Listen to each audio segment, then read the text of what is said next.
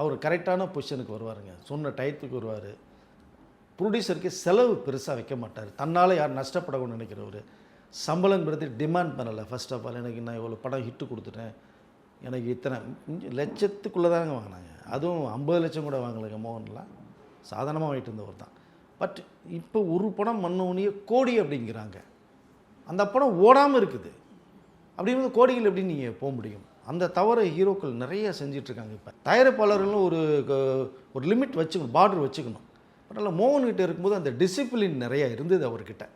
நிறைய படங்கள் வெற்றிக்கு பிரம கொடுத்தாரு. கதையை அவர் கேட்டார். இந்த கதையை நமக்கு ஏற்ற கதையா, நல்லா இருக்குமான்னு கதையை அவர் கேட்டார்.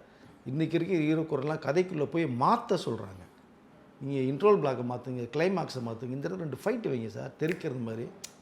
ஃபாரின் சாங் வந்து அமெரிக்கா போங்க சார், ஏன் கொடைக்கானல் போனால் ஏற்றுக்க மாட்டாங்களா? இந்த விஷயங்களுக்கெல்லாம் வந்து நிறைய விஷயங்களை இன்றைய ஹீரோக்கள் பண்ணுறதுனால கதைக்கு அப்பாற்பட்டு ஒரு காட்சி அமைப்புகள் போது அது ஆடியன்ஸ் லைக் பண்ண மாட்டான். எப்போவுமே லைக் பண்ண மாட்டான். அப்படி பண்ணியிருந்தாங்கன்னா நீங்கள் இந்த கேம் சேஞ்சர்லாம் ஓடி சூப்பர் டூப்பர் ஹிட்டாக இருக்கணும். ஏன் போகல உங்களுக்கு? கதைக்கேற்ற ஒரு விஷயத்தை நீ சொன்னீங்கன்னா பரவாயில்ல. அன்றைய இருந்த ஹீரோக்கள் கேட்டாங்க. மோகன் வந்து அந்தளவுக்கு நிறைய தயாரிப்பாளரையும் இயக்குனரையும் அவர்கள் ரூட்டில் போனார். கதை கேட்பார், பிடிச்சிருக்குன்னா ஓகே, அழகாக பண்ணி கொடுத்துட்டு போயிட்டே இருப்பார். 30 நாள் பண்ணி கொடுத்துட்டு போயிடுவார். இன்றைக்கி 30 நாள் இங்கே பண்ணுறாங்க, 60 நாள் 90 நாள். திடீர்னு காலையில் வந்து எனக்கு வயிற்று வலின்ட்டு போயிடுறாங்க. நினச்சா நான் துபாயில் இருக்கேங்கிறாங்க.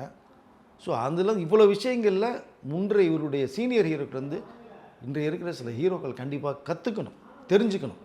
ஒரு தயாரிப்பாளரை ஹீரோக்கள் வாழ வைக்கணும். இதில் இயக்குனரும் ஒரு தயாரிப்பாளரை வாழ வைக்கணும். அந்த தயாரிப்பாளர் இல்லைன்னா இயக்குனர் கிடையாது, ஹீரோக்களும் கிடையாது. இல்லை 2 பேருமே ஒருத்தர் வாழ வச்சாங்கன்னா நிறைய பேர் உருவாகிறதுக்கு தயாரிப்பு ரெடியாக இருக்காங்க.